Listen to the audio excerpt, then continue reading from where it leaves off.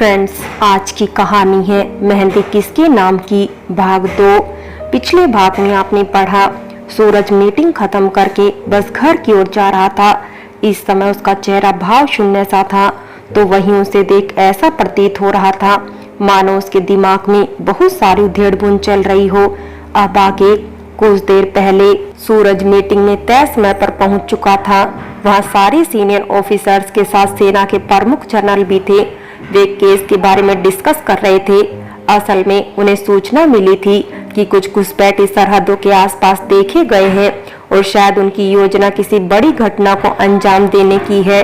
साथ ही वे case study भी कर रहे थे, जिसके अंतर्गत मुल्क की कुछ निजी जानकारियां लीक हो चुकी है और दुश्मन को उनके सारे मूवमेंट की खबर लग चुकी है। जल्द ही कुछ नहीं किया गया तो हालत बेकाबू हो सकते हैं। सूरज के साथ साथ वहां बैठे सारे सैन्य अधिकारी यह सोचने पर विवश हो गए कि ऐसे कैसे उनकी सारी जानकारियां लीक हो गई। इन्हीं पुख्ता सुरक्षा व्यवस्था के बाद भी ऐसा हो जाना गहन चिंता की बात थी। सूरज इन्हीं चिंताओं में घिरा हुआ था जब तकरीबन रात के 11 बजे वह घर आया। पिंकी आंटी ने गेट खोला और सूरज के थके चेहरे को देखकर ही उन्होंने अंदाजा लगा लिया जरूर कोई गहरी बात हुई है। पिंकी ने खाना गर्म कर दिया। उन्होंने सूरज को खाना सर्व किया। बातों ही बातों में पिंकी आंटी ने उसे बताया कि रानी अपने मायके पहुंच चुकी है और उसका 2 बार उसके बारे में पूछने के लिए कॉल आ चुका था कि क्या वह वापस आ गया। सूरज ने यह सुन अपना मोबाइल निकाला तो उसे रानी के 2 से 3 मिस कॉल दिख गए। खाना खाकर वह ऊपर चला गया और कुछ सोचने लगा। जब उसका मन नहीं लगा तो वह आकाश को एकटक निहारने लगा। वह अपने बेड पर लेटा हुआ था, पर रह रहकर उसे रानी हर जगह नजर आने लगी। आखिरकार थोड़ी देर बाद उसने अपना मोबाइल निकाला और एक नंबर पर कॉल कर दिया। रिंग जा रही थी पर मानो उधर से कोई आवाज ही नहीं आ रही थी। वैसे पहले की कॉल कट कर देता, उधर से आवाज आई, हेलो। सूरज ने अपनी आंखों को होले से बंद कर दिया और इस आवाज को महसूस करने लगा। आप सोए नहीं? उधर से रानी की आवाज आई। तुम भी तो नहीं सोई? सूरज ने शांत भाव से कहा तो रानी बोल उठी, मुझे नींद नहीं आती अक्सर रातों में। क्या चोर हो? सूरज तपाक से बोल उठा। चोर नहीं, पर ऐसा लगता है जैसे सुकून है ही नहीं जिंदगी में, सिर्फ बेचैनियां ही बच गई हैं। रानी की आवाज में सूरज को एक गहरी दर्द की झलक दिखी। उसे समझ में नहीं आ रहा था वे आखिर क्या बोले। थोड़ी देर के लिए उन दोनों में खामोशी सी छा गई। कुछ देर बाद उसने बातों को दूसरी तरफ मोड़ देना ही उचित समझा। इसके बाद उन्होंने औपचारिकतापूर्ण कुछ बातें की। आज पहली बार था जब उन्होंने काफी देर तक बात की। शायद अपने अंदर के उलझनों को कुछ देर भुलाने का एक अच्छा सा बहाना मिल गया था। बात करते करते कब उनकी आंख लग गई उन्हें खुद भी पता नहीं चला। सुबह का समय खिड़की से छनकर आती सूरज की किरणों और चिड़ियों की चहचहाट के बीच सूरज की आंखें खुली और जैसे ही उसने अपना मोबाइल देखा तो एक मैसेज दिखा। उसे कल ही ड्यूटी को वापस से ज्वाइन करना था और इसके लिए उसे आज शाम ही निकलना होगा और इसके पहले उसे एक मीटिंग भी अटेंड करनी है। वह शावर लेकर आया और नाश्ते की टेबल पर बैठा तो उसे छाया अपनी ही दुनिया में खोई हुई दिखाई दी। सूरज को लगने लगा अब छाया को क्या हुआ, तो वहीं सूरज को सामने देख छाया के मन में चलने लगा क्या उसे सूरज से पूछ लेना चाहिए। आखिर जिस भाई की शादी के अरमान को वह इतने दिल से सजा रही थी, आखिर ऐसी क्या वजह थी कि वो अचानक शादी हो गई जिसमें वह खुद शरीक नहीं हो पाई। सूरज उसके गाल पर प्यार से हाथ रखते हुए, कुछ हुआ है तो तुम शेयर कर सकती हो। यह सुनकर छाया को लगने लगा यह एक अच्छा मौका है उनसे अपने सारे सवाल के जवाब जानने के। छाया सूरज से पूछने ही वाली थी कि वह बोल उठा, उसे आज शाम ही निकलना होगा। यह सुनकर सबको आश्चर्य हुआ। बहुत दिनों बाद इस बार सूरज 15 दिनों की छुट्टी लेकर आया था और आज ही जाने की बात कर रहा है। छाया ने अपना सर ऊपर उठाकर पूछा, इतनी जल्दी जाने की क्या वजह है? इस बात पर सूरज ने उसे आश्वस्त किया वह आकर सब बताएगा। असल में वह छाया से कोई बात नहीं छुपाता था। सूरज एक बार फिर मीटिंग में था जहां उसे बताया गया इस बार उसे जम्मू भेजा जा रहा है। सूरज यह सुनकर शौक तो था पर साथ ही उसे यह खबर भी तो थी इस बार ऑपरेशन कुछ बड़ा होने वाला है। शाम होने से पहले ही सूरज वापस आ गया। जैसे ही वह हॉल में आया उसकी नजर रानी पर गई, जो इस समय चाची और छाया के साथ बैठी थी। वे तीनों सूरज से अनजान थी और किसी बात पर हंसकर बात कर रही थी। सूरज को अपने परिवार को खुश देखकर अच्छा लगा, तो वहीं रानी को मुस्कुराते देख उसके अधरों पर एक प्यारी सी मुस्कुराहट आ गई और उसे सुकून का एहसास हुआ। आखिर रानी पहली बार यहाँ आने के बाद मुस्कुराई जो थी। सूरज उन सबको एक नजर देखकर रूम की ओर जा ही रहा था कि चाची की आवाज उसके कानों में पड़ी। वह एकटक ठहर सा गया और मुड़कर पीछे देखा तो चाची ने कहा, चाहती तो हूँ कि तू रुक जाए, पर देश के नाम अपनी जिंदगी करने वाले रुकते कहाँ हैं, ये भी जानती हूँ। सूरज के साथ साथ छाया और रानी भी ध्यान से उनकी बातें सुनने लगे। इस समय सूरज के चाचा कहीं बाहर गए हुए थे।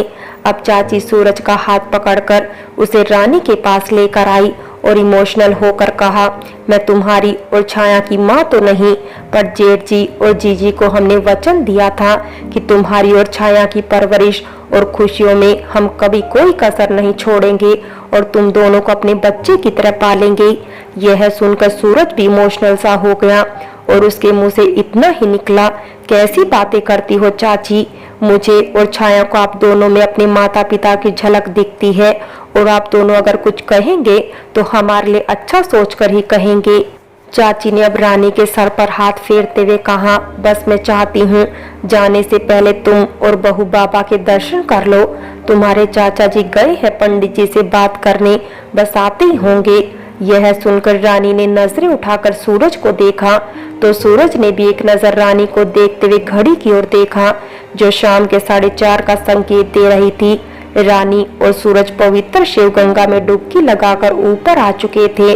रानी इस समय केसरिया रेड मिक्स रंग की साड़ी, भरी हुई मांग, पायल और बिछिया में सुहागन की मूरत दिख रही थी, तो वहीं सूरज ने धोती कुर्ता पहन रखा था। अब दोनों कदम से कदम मिलाते हुए मंदिर की ओर जाने लगे। दोनों साथ में गौरी शंकर की मूरत दिख रहे थे और कभी कभी उनकी नजरें अनायास ही टकरा जाती। देवघर स्थित भगवान शिव के 12 ज्योतिर्लिंगों में एक बाबा धाम में काफी भीड़ उमड़ती है। यहाँ स्थित शिवलिंग को मनोकामना लिंग भी कहते हैं। अभी भी भीड़ है और उसी भीड़ में जगह बनाते हुए रानी और सूरज ने शिव पूजा की और शिवलिंग में दूध अर्पण किया। अब दोनों ने हाथ जोड़े और अपनी अपनी मनोकामनाएं मांगने लगे। आप जानते हैं मेरे दिल में क्या है, मैं जानती हूँ मुझे मेरा प्यार तो नहीं मिला, पर जिस परिवार ने मुझे स्वीकारा है उनकी हर मनोकामना पूरी करना और आज सूरज जी को एक सच्ची जीवन साथी मिले, बस यही कामना है। जिसके हाथ में इनके नाम की प्यार और वफा की मेहंदी का रंग हो, रानी की हर मनोकामना पूरी करना। उन्होंने आंखें खोली और उन दोनों की नजरें अनायास एक दूसरे से जा टकराई, तो अचानक ही उन दोनों के होठों पर एक प्यारी सी मुस्कुराहट खिल गई। मंदिर में इस समय चाचा चाची और रानी और सूरज ही थे। छाया को चाची ने पहले ही सूरज का सामान सेट करने के लिए घर भेज दिया था। शाम के 6 बज रहे थे। आसमान का वातावरण बहुत ही खूबसूरत दिख रहा था। रानी और सूरज शिव गंगा के किनारे सीढ़ियों में बैठे हुए थे। असल में सूरज को रात के 9 बजे निकलना था और चाची ने उन्हें कुछ समय साथ बिताने को कहा, जिन्हें ना तो सूरज और ना ही रानी चाहकर भी मना कर पाई। दोनों के दिलों में बातें तो काफी थी, पर पहल कौन करे। जहां रानी को लग रहा था वह जाने से पहले सूरज को कोई झूठी तसल्ली नहीं देना चाहती, तो वहीं सूरज सोच रहा था अभी वह किसी ऑपरेशन के लिए जा रहा है और कहीं उसका रानी से ज्यादा बात करना, कहीं उसे कोई झूठे ख्वाब ना दिखा दे। वैसे भी रात को उन्होंने काफी बातें की थी और रानी का तो पता नहीं, पर सूरज के दिल में फीलिंग्स पहले से भी ज्यादा बढ़ने लगी। उन दोनों ने बस उनके दरमियां आए खामोशी को जीना ही सही समझा और इस पवित्र जगह को निहारते रहे। इधर सूरज का सामान समेटते हुए छाया की नजर बार बार ही उसके कपड़ों के बीच रखी एक फोटो पर जा रही थी। उसने काफी देर तक इग्नोर किया, पर जब उसे रहा नहीं गया तो उसने उस फोटो को पलटकर देखा और उसे देखकर वह सन्न सी रह गई। रात के 9 बज रहे थे। सूरज को छोड़ने सब देवघर रेलवे स्टेशन आ चुके थे।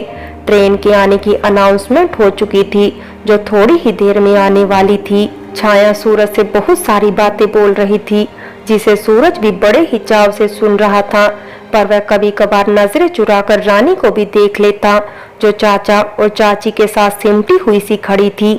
छाया भी अक्सर सूरज की इस हरकत को तिरछी निगाहों से देख लेती और जब कभी सूरज की नजर छाया पर जाती तो वैसे तंग करती और ऐसे ही उठपटांग हरकतें कर रही थी। ट्रेन के आने में अभी कुछ ही सेकंड्स बाकी थे, तभी सूरज के रेजिमेंट के दो दोस्त परनीत और वरुण शर्मा की नजरें सूरज पर गई और वे दोनों उसके पास चले आए। सूरज अपने दोस्तों से मिलकर खुश हुआ और अपने परिवार से उन सब का परिचय करवाने लगा। सूरज ने अब जैसे ही उन दोनों की मुलाकातें रानी से करवाई, उन दोनों के चेहरे अचानक ही खिल गए और सूरज को गले लगाया और रानी से कहा, आज हम दोनों सच में बहुत खुश हैं। आखिर सूरज के दिल में जो लड़की थी उसी से उसकी शादी हो गई। जहां यह सुनकर रानी शौक थी तो छाया की आंखें भी बड़ी हो गई। जैसे ही सूरज ने यह सुना और रानी को खुद की ओर देखते हुए देखा तो उसने बात को संभालते हुए वरुण से कहा, परनीत और तुम मजाक बड़ा अच्छा करते हो। क्यों प्रकाश? जी ये तो मजाक है। रानी अभी भी कंफ्यूज तो थी। अब उनमें से कोई कुछ कहता कि ट्रेन स्टेशन पर आते हुए दिखाई दी। ट्रेन के जाने का समय हो चुका था। छाया की आंखें नम सी हो गई। पता नहीं अब वह अपने भैया से कब मिलेगी। तो वहीं रानी को भी दिल में अजीब सी बेचैनी होने लगी। रानी को ऐसा लग रहा था जैसे कोई उसका बहुत ही करीबी साथी जिसे वह जन्मों जन्मों से जानती है दूर जा रहा है। पर वह सूरज को जानती ही कितने दिन से थी। शादी के 2 दिन पहले जब उसे अचानक ही पता चला कि उसकी शादी सूरज से होने वाली है, या कुछ ही घंटे ही उसने साथ बिताए थे, रानी अपनी इसी उधेड़-बुन में उलझी रही और ट्रेन नजरों से ओझल हो चुकी थी। वह तो ठीक से उसे टेक केयर भी नहीं बोल पाई। रात के समय खाना खाने के बाद रानी बेड पर लेटी हुई थी। आज उसे काफी बेचैनी लग रही थी, एक ऐसी बेचैनी जिसे उसने आज से पहले कभी महसूस ही नहीं किया था। वह बार बार इधर से उधर करवटें बदल रही थी, पर मजाल है कि उसे नींद भी आए। पता नहीं क्या हो गया मुझे, ऐसी बेचैनी। वह बार बार अपने माथे पर आए पसीने को पोंछने लगी, पर जैसे सुकून उसे रूठ चुका था। उसने कमरे की खिड़की खोली, थोड़ी देर कमरे में ही इधर उधर टहलने लगी, पर फिर भी उसे नींद नहीं आई। आखिरकार वह थक हार कर बेड पर लेट गई। थोड़ी देर बाद उसके कान में फोन के मैसेज की नोटिफिकेशन की आवाज आई। अब उसने जैसे ही फोन के मैसेजिंग ऐप को खोला और उसमें सूरज के मैसेज देख जिसने उसमें लिखा था, अपना ख्याल रखिएगा और आराम से सो जाइए, गुड नाइट। पता नहीं इस मैसेज को पढ़कर रानी को एक सुकून की अनुभूति हुई और सुबह जब उसकी आंख खुली तो उसे ऐसा महसूस हुआ जैसे आज से पहले शायद ही वह इतनी सुकून की नींद कभी सोई हो। शादी की शॉपिंग के बाद वह कभी शॉपिंग पर निकली ही नहीं थी और आज छाया के बहुत कहने पर वह उसके साथ शॉपिंग पर चल पड़ी। शुरू में तो उसे लगा कि वह बोर हो जाएगी, पर छाया ने उसे बोर होने ही नहीं दिया। वैसे हर जगह ले गई और ऐसे ही अनगिनत स्थान भी छाया ने उसे दिखाए। घर आने पर चाचा और चाची भी रानी को खुश देखकर खुश थे। सूरज का शाम के समय मैसेज आ गया था कि वह सही सलामत पहुंच चुका है और शायद कुछ दिन के लिए उसका फोन बंद रहे। वे सब चिंता ना करें, अगर उसे समय मिला तो वह उनसे कांटेक्ट जरूर करेगा। वे सब बेफिक्र रहे। उस रात उन लोगों ने बहुत सारी बातें की। रानी भी धीरे धीरे उन लोगों में कंफर्ट होने लगी। रात के समय सोने के लिए जैसे ही वह बेड पर आई, उसकी नींद फिर से आंख मिचोली खेलने लगी। थोड़ी देर बाद वह उठी और कबर्ड को खोला तो उसे एक एल्बम दिखाई दी। असल में यह सूरज की कबर्ड थी जिसे उसने खोलकर आज तक नहीं देखा था। वह एल्बम लेकर बेड पर आई और खोलकर देखा तो उसे सूरज और छाया के बचपन के बहुत सारे फोटो दिखे, जिसे देख वह मुस्कुरा उठी। एल्बम पलटते पलटते अचानक ही उसकी नजर सूरज के कॉलेज डेज पर गई और इस फोटोज को देखकर वह भी अपने कॉलेज के दिनों में गुम सी हो गई। फ्लैशबैक में रांची यूनिवर्सिटी आज कॉलेज में टीचर्स डे प्रोग्राम चल रहा है। कॉलेज कैंपस की खूबसूरती देखते ही बन रही है। चारों ओर चहल पहल है। सारे स्टूडेंट टीचर्स के प्रति अपनी कृतज्ञता प्रकट करने के लिए ऑडिटोरियम में आ चुके हैं।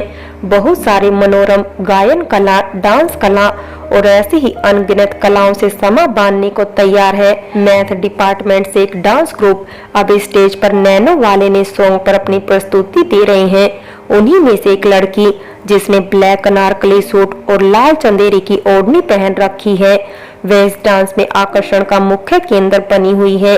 उसके डांस मूव्स बहुत ही बारीकी से दिख रहे हैं तथा 7-8 लड़कियों के ग्रुप में भी हर किसी की नजर बरबस ही उस पर चली जाती। कंप्यूटर साइंस का एक स्टूडेंट शोभित इस प्रोग्राम को संचालित कर रहा था, जो बहुत ही प्यार भरी नजरों से न जाने कब से उस लड़की को देखे जा रहा था।